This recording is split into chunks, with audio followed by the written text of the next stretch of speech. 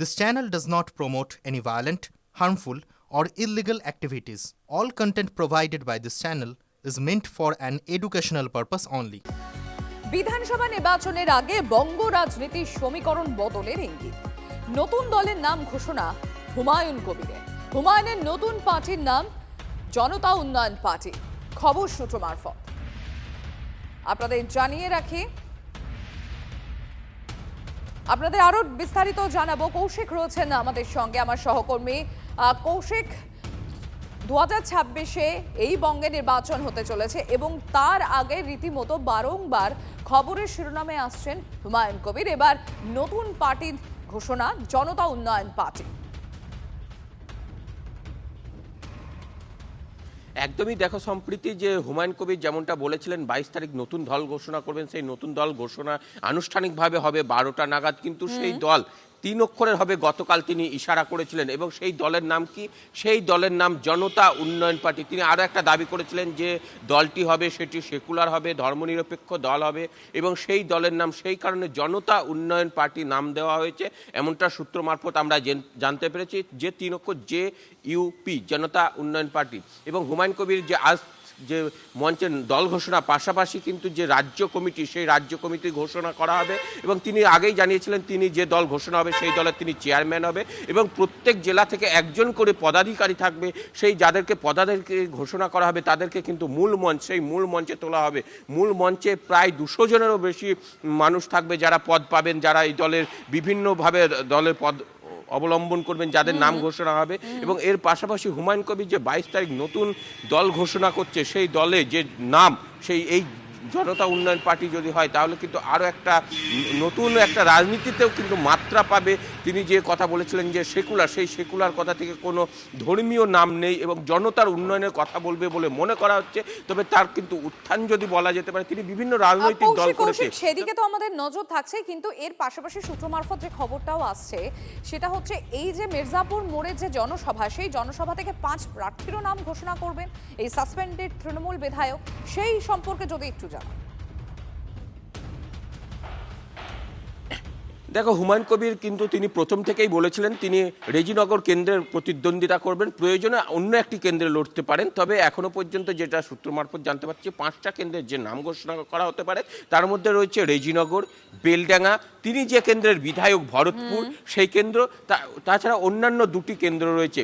তিনি আরও একটা কথা জানিয়েছিলেন, বেশ কয়েকটি আসন, অর্থাৎ যে কালনার আসন এবং শওকত মোল্লা যে আসন ক্যানিং পূর্ব, সেই আসনে প্রার্থী দেওয়ার কথা ভাবছিলেন না, কিন্তু পরবর্তীতে যেভাবে তার কাছে ফোন এসেছে সেই সব আসনেও তিনি প্রার্থী দেবেন। তাদের আসনে প্রার্থী, সেই সব জায়গায় প্রার্থী দিতেন না, কারণ তারা পাশাপাশি হুমায়ুন কবিরের বসতেন, সেই কারণে তিনি কিছুটা হয়তো তাদের সঙ্গে কম্প্রোমাইজ করতেন। আমাদের সেদিকে নজর থাকবে আজকে দুপুর 12টার পর থেকে ঠিক কি কি ঘোষণা হয় হুমায়ুন কবিরের তরফ থেকে, আমাদের সেদিকেই নজর থাকছে। তবে এর আগে গতকাল TV9 বাংলাকে ঠিক কি বলেছিলেন হুমায়ুন কবির শোনাই আপনাদের। 4 লাখ মানুষের উপস্থিতিতে দলের কি নাম হবে, পুরো নাম কাল প্রকাশ পাবে না, শর্ট ফর্ম, যেমন INC ইন্ডিয়ান ন্যাশনাল কংগ্রেস আছে, যেমন TMC শর্ট ফর্ম, তেমনি আমারও দলের শর্ট ফর্ম 3 অক্ষরের নাম কালকে মানুষের সামনে তুলে ধরব। ইলেকশন কমিশনের কাছে 3টে লোগোর অপশান রাখা হয়েছে। কোনটা ইলেকশন কমিশন আমাদের জন্য বরাদ্দ করবেন, যতক্ষণ না করছেন, সম্ভাব্য যে 3টে লোগোর আমাদের অপশান রেখেছি সেটা মানুষের সামনে রাখবো। যেটা রাজনৈতিক নেতৃত্বের তরফ থেকে কি প্রতিক্রিয়া পাওয়া যাচ্ছে তৃণমূল, কংগ্রেস এবং বিজেপি, তারা কি বলছেন শোনাই আপনাদের। বাম শূন্য, কংগ্রেস শূন্য, হুমায়ুন শূন্য, 3 শূন্য মিলে মহাশূন্য। শূন্যর সাথে শূন্য যোগ করলেও শূন্য, বিয়োগ করলেও শূন্য, গুণ করলেও শূন্য। হুমায়ুনের সাথে কংগ্রেস যোগ হলেও শূন্য, হুমায়ুনের সাথে CPM যোগ হলেও শূন্য। আর নওশাদ সিদ্দিকী ISF একটিমাত্র বিধায়ক ভাঙড়ে, যেটাও লোকসভায় চলে গিয়েছে, লোকসভায় ISF ভাঙড়েতেও হেরেছে। তাই স্বাভাবিকভাবেই শূন্যের এই পুনর্মিলন, মানে মহাকুম্ভ যেরকম ওই 144 বছরে নাকি একবার হয়, পূর্ণকুম্ভ 12 বছরে একবার হয়, তেমনি এটা হচ্ছে শূন্যের মহাকুম্ভ। যারা ধর্মের রাজনীতি করে, যারা কনস্ট্রাকটিভ রাজনীতি করে না, ডিস্ট্রাকটিভ রাজনীতি করে, যারা ইনক্লুসিভ রাজনীতি করে না, তাদের রাজনীতিতে আমরা বিশ্বাসও করি না এবং তাদের আমরা সম্মানও করি না। সুতরাং উনি কি কথা বললেন, কত 4 লাখ আনবেন না 40 লাখ আনবেন কালকে, আমরা ইন্টারেস্টেড নই। আমরা এইটুকুই জানি যে বাংলার হিন্দু হোক, মুসলমান হোক, খ্রিশ্চান হোক, শিখ হোক, সবাইকে নিয়ে উন্নয়নের সরকার, যেখানে ইন্ডাস্ট্রি আসবে, প্রত্যেক পরিবারে মুখ্যমন্ত্রী বলেছিলেন চাকরি হবে, আমরা সেটা চেষ্টা করব এবং তার সঙ্গে সঙ্গে কৃষক ভাইদের একটা বিশাল উন্নতি হোক। বিধানসভা ভোট যত এগিয়ে আসছে, রাজ্য রাজনীতিকে যেন আরো আঁকড়ে ধরছে ধর্ম, আর ধর্ম রাজনীতির কেন্দ্র হয়ে উঠছে মুর্শিদাবাদ জেলা। ভরতপুরের বিধায়ক হুমায়ুন কবিরের বাবরি মসজিদে যখন রাজ্য রাজনীতি সরগরম, তখন তৃণমূলে আরেক বিধায়কও নামলেন আসরে। জঙ্গিপুরের জাকিরের পরিকল্পনায় মন্দির মসজিদ দুটোই আছে।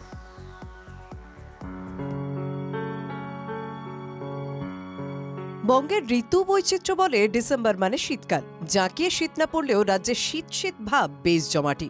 রাজ্যে উত্তরে হাওয়া যতটা বইছে তার থেকে অনেক বেশি বেগে বইছে ধর্মের হাওয়া।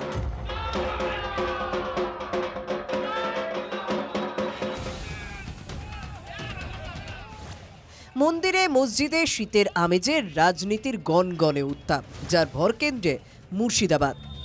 6 ডিসেম্বর বাবরি মসজিদে ভিত্তিপ্রস্তর স্থাপন হুমায়ুন কবিরের। 6 ডিসেম্বর রাম মন্দির প্রতিষ্ঠার জন্য পুজো সাকারফ সরকারের। এবার জঙ্গিপুরের বিধায়ক জাকির হোসেন, তিনি আবার মন্দির মসজিদ এক সূত্রে বেঁধে দিলেন। শ্রীকৃষ্ণের নামে মন্দির হবে, আর মহামতি মসজিদ হবে, সেখানে গির্জা থাকবে আর মসজিদে থাকবে কোরআন। ভোটের পরে হবে, ভোট নিয়ে আমি রাজনীতি ধর্ম নিয়ে করতে চাই না। জাকির সাহেব বলছেন মন্দির মসজিদ নিয়ে ভোট রাজনীতি করতে চান না, যা হবে সবটাই ভোটের পরে। কিন্তু ভোটের আগে মন্দির মসজিদ তৈরির ঘোষণাই যে রাজনীতির পালে হাওয়া দেওয়ার জন্য যথেষ্ট, তা সে বিরোধী দল হোক বা সাধারণ মানুষ। হোক না মন্দির মসজিদ, আমাদের আপত্তি কি আছে? তার সঙ্গে সঙ্গে আরো কাজে হোক, মন্দির হোক, মসজিদে হোক, পাশাপাশি সাম্প্রদায়িক সম্প্রীতি বজায় থাকুক, রুটি রুজি, স্বাস্থ্য, শিক্ষা সব হোক, আমরা চাই। ব্যর্থতা ঢাকতে তৃণমূল নেত্রী মমতা ব্যানার্জি তার দলের নেতাদের, তার দলের মন্ত্রীদের দিয়ে, এমএলএদের দিয়ে এই ধরনের নাটক করাচ্ছেন। সরকার তার সামাজিক সুরক্ষার প্রকল্পগুলো দিয়ে বাংলার প্রান্তিক মানুষের পাশে থাকবে। মন্দির মসজিদ রাজনীতির জায়গা নয়, মন্দির মসজিদ আমাদের বিশ্বাস, আবেগের জায়গা। তৃণমূল বিধায়ক জাকির হোসেন বলছেন ধর্ম আর ভোট আলাদা। আদেও কি সেটা থাকছে? 2024 লোকসভা নির্বাচনের ফলের নিরিখে জাকিরের কেন্দ্র জঙ্গিপুরে 1003 ভোটে এগিয়ে বিজেপি। এই ঘোষণার পিছনে সেই অঙ্কই কাজ করছে না তো? মুর্শিদাবাদ থেকে কৌশিক ঘোষের রিপোর্ট, TV9 বাংলা।